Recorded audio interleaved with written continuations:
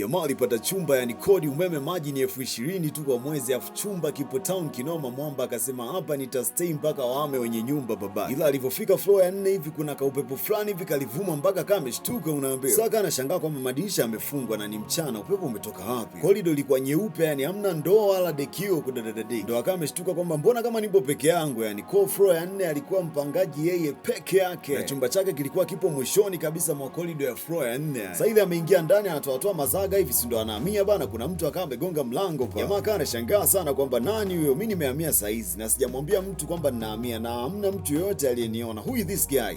Why between my interview is passing around? I hate. Wewe nani hapa? Akasikia mdada anasema hey, fungua mlango jamani. Mademu mnanifuata mpaka huko, wewe msubiri kwanza bana. Sauti ikawa inarudia tu kusema kwamba jamaa fungue mlango na kuacha kugonga mlango. Wewe kudadadadeki, labda sio mimi mzee. Mwamba ikabidi asogee ili akachungulia kwamba nani wewe. Ili ameangalia hivi akakuta hamna mtu bana. Akaona mbona hapa kama sioni fresh hivi, akafungua mlango taratibu kuepuka kuamsha cheche. Corridor ilikuwa nyeupe na hamna mtu yoyote ule, hata aliyekuwa anagonga mlango naye hayupo. Mwamba akaona hizi stress hizi, ila usingo utaniua kudadadeki. Kama zimeanza kupanda hadi kichwani nasikia sauti za madem kudadeki zangu. Mwanzoni hata hakuwaza sana bana, ila sasa usiku wake unaambiwa akasikia mtu anagonga tena. Jamani nifungulie jamani. Hapo ndo akajua lazima kuna mchawi hapa yupo live. Ila akakumbuka kwamba unapopata dharura yoyote ambayo utahitaji fundi kwenye fani yoyote, iwe ni marekebisho, matengenezo ama designing, kwenye finishing, furniture, bomba, umeme, magari ama pikipiki au fani yoyote ile, request kwa WhatsApp au kawaida kwenye How Me You, utachagua fundi, utaona kazi zake za nyuma, na baada ya maridhiano atakufikia popote pale ulipo na atapiga kazi nje ndani, yani mwanzo mwisho haraka sana. Hapo ndo akawa amegundua kwamba zile za mchana hazikuwa stress wala nini bana, alafu mida hiyo ni kama saa 8:30 za usiku, yani mida ya mabundi. Sasa huyu mwanamke atakuwa anataka nini yani? Alafu anagonga mlango mida hii, ametoka wapi kwanza kudadi? Aliposikiliza kwa makini hivi, mdada alikuwa kama analia hivi kwa akiwa anaendelea kugonga na kuita kwamba jamani nifungulie, please nifungulie. Saa 8 za usiku, nani akufungulie bana? Ameanza kukutaga hapo nje asubuhi bana. Ila sasa mdada alikuwa bado anagonga na kulia sana. Jamaa akiwa anatetemeka sana, ikabidi aende akamchungulia kwenye tobo bana. Mara hii tena akakuta hamna mtu dadadeki. Jamaa akaona lazima kuna mpuzi analetea mambo ya pranks, si ndio? Akaamua afungue mlango ili acheki kama kuna anybody out bana, ila hakukuwa na mtu. Corridor ni nyeupe kama kawaida, kiupepo fulani hivi cha kukupa onyo kwamba wewe. Jamaa kucheki nyuma ya mlango hivi kupo clean kama kawaida.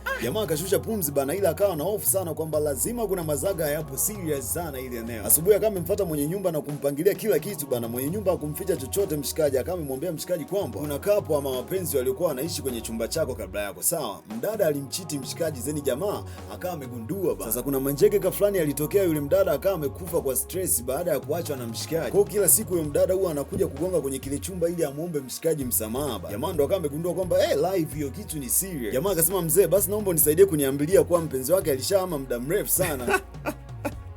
Chizi kweli ili jamaa. Mwenye nyumba akasema huyo mdada alishakufaga miaka mingi sana iliyopita. Kumbe alishakufaga. Jamaa ndo akagundua kwamba anadili na mzimu wazee. Kodi 20,000 aweze akahama kizembe babake, alafu ashalipia miezi kama 800 huko. Kwa kiufupi kuhama jao ukicheki mfuko wa uruhusu yani. Kwa akaona no way kudadadeki, tutapambana nao hivyo hivyo. Akawa ameweka chumvi kwenye sosa 2 kila kona ya mlango, yani mizimu isije ikaleta upuzi hata siku moja. Akiwa na imani kwamba chumvi inafukuza mizimba, akaona iongezee na upako ili iwe ni mtu 2 ndani ya trap moja. Kweli bana, tangu siku hiyo hamna cha nifungulia wala. Jamaa akaona kweli chumvi imepiga kazi bana, akaona sasa anaweza kuishi kwenye apartment yangu ya milele na milele kwa amani kabisa. Ila siku moja usiku Manjege kayakaa amerudi live, yani kiufupi anataka usubscribe, ucomment, ulike na kushare mzee. Mlango ukawa unagongwa bana, hapo ndo akawa amejua kabisa kwamba mzimu uko live. Nifungulie mlango jamani please. Unafanya nini huko ndani? Mje unifungulie mlango tafadhali. Jamani huku nje ni baridi.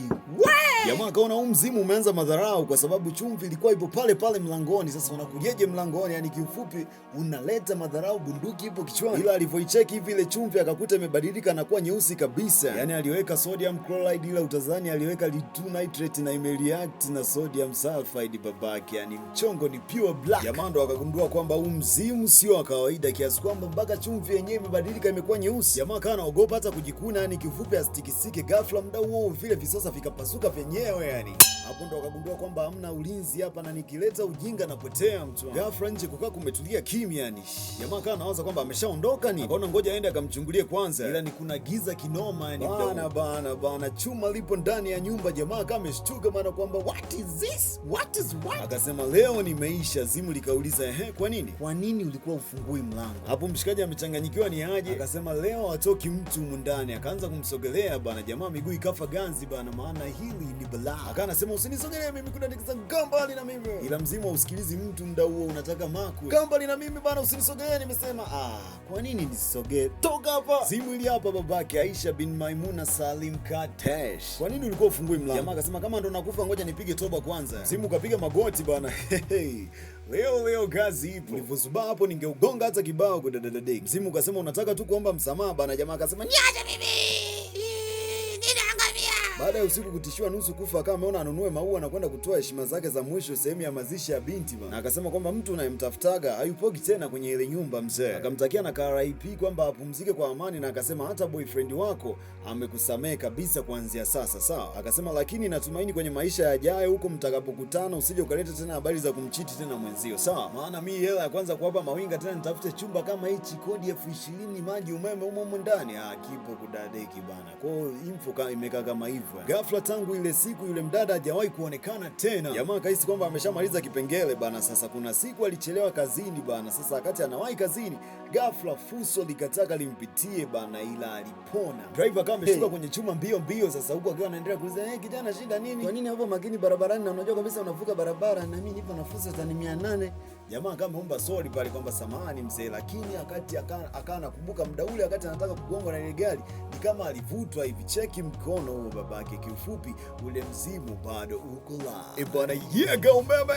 Ciao.